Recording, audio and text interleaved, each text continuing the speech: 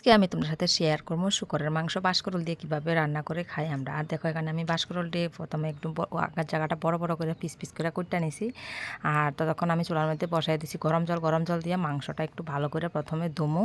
তারপর আমি বাঁশকরলটি একটু ভাপ দেবো, সিদ্ধ করবো। বাঁশকরলের মধ্যে যেহেতু একটা কাঁচা একটা গন্ধ থাকে, এটা ভাপ দিতে হইব। তো এখন দেখো আমি মাংসটা ধুয়ে নিছি, বাঁশকরলটাও বয়া দিছি একটু লবণ দিয়ে ভালো করে সিদ্ধ হয়ে নেবো। ততক্ষণ আমি মশলাটা রেডি করি। মশলাতে দিয়েছি কাঁচা লঙ্কা পেঁয়াজ রসুন আদা দিয়ে আমি ভালো করে মিক্সারে একটু পেস্ট করে নিতে। তখন চলো মাংসটা একটু ম্যারিনেট করে মাখিয়ে নিই।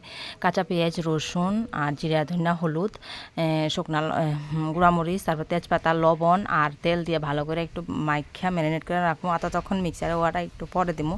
তখন চলো আলুটি ভাজা নিই। আর এখানে তো দেখো বাঁশকরল মোটামুটি ভাপা এবছর সিদ্ধ হয়ে গেছে, মোটামুটি 50% সিদ্ধ হইলে বাঁশকরলটা নামাই লেবা। তখন মাংসটা আমি মাখিয়ে নিতেছি। তারপরে মশলাটা দিয়ে ভালো করে মাখিয়া ম্যারিনেট করে 10 মিনিট রাখবো, বেশিক্ষণ রাখনের সময় পাচ্ছি না। তারপরে আমি কড়ার মধ্যে বসাই দিছি মাংসটা, দারচিনি দিয়ে মাংসটা বসাই দিছি। তারপরে বাঁশকরলটা দিলাম, তারপরে ভেজে রাখা আলুটা দিচ্ছি। তারপরে আমি মাংসটা ভালো করে কষে রান্না করতেছি। আর মাংসটা আমি প্রেশার কুকারে রান্না করবো।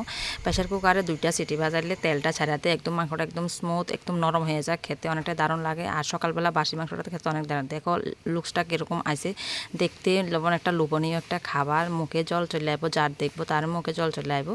তো দেখো আমার কিন্তু প্রেশার কুকার রান্নাটা হয়ে গেছে। আর প্রেশার কুকারে বয়বার আগে গরম মশলাটা দিয়ে তারপরে আমি প্রেশার কুকারে মানে চাপ দিছি। এখানে আমার রান্না শেষ। আর এখন আমি অনেক টেস্ট হয়েছে, তোমরা বাড়িতে এইভাবে ট্রাই করতে পারো। পরের ভিডিওতে দেখাবো। তো তখন তোমরা সবাই ভালো থাকো, সুস্থ থাকবা, সবাইকে